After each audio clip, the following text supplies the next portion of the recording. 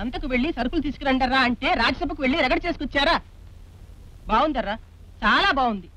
పెద్దవాళ్ళిద్దరూ పొద్దస్తమానం పొలాల్లో ఉంటూ బండ చాకిరి చేస్తూ పంటలు పండిస్తూ ఉంటే మీరిద్దరూ ఏ బాధ్యత లేకుండా ఊరంతా తిరుగుతూ ఊళ్ళో తగులని తల మీద తెచ్చుకుంటూ ఇంట్లో వాళ్ళనే కాకుండా వీధిలో వాళ్ళని కూడా బాధ పెడుతున్నారా? కారణం లేకుండా మేము ఎవరిని బాధ పెట్టలేదమ్మా. అసలు ఇప్పుడు ఏమైందని మనం ఇంతగా బాధపడుతున్నావు? ఇప్పుడు అయిందని కాదు ప్రతాప్, ఇక ముందు కాకూడదనే నా బాధ.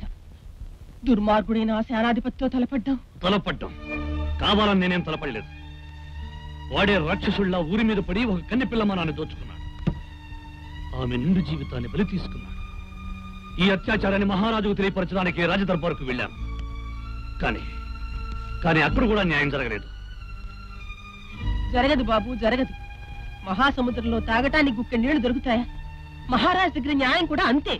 అందుకే అధికార గర్వంతో ప్రజల ధన మాన ప్రాణాలతో చెలగాటమాడడం ప్రభుత్వ పతనానికి ప్రథమ కారణమవుతుందని మహారాజును హెచ్చరించి మరీ వచ్చాను. అదే ప్రమాదం బాబు. ఒకనాడు మీ నాన్నగారు కూడా నీలాగే ప్రజలకు జరిగే అక్రమాలను అడ్డుకున్నారు. రాజుల ఆగ్రహానికి గురై అరణ్యాల పాలైనప్పుడు ఈ ప్రజలెవరూ అయ్యో పాపం అనలేదు. ఆదుకోవడానికి రాలేదు బాబు, ఆదుకోవడానికి రాలేదు. అయినా సరే మీ నాన్నగారు ప్రజల కోసమే తన ప్రాణాలు అర్పించారు బాబు, తన ప్రాణాలు అర్పించారు. ఊరుకోమా, ఊరుకో. నువ్వు కంటతడి పెట్టడం ఇంటికే అశుభం.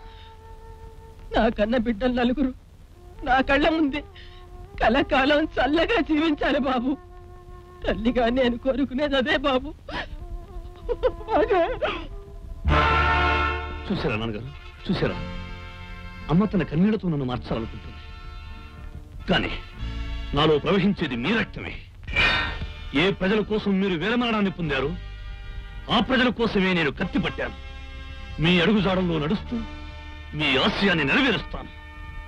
నాకు ఆ శక్తిని ప్రసాదించండి, శక్తిని ప్రసాదించండి.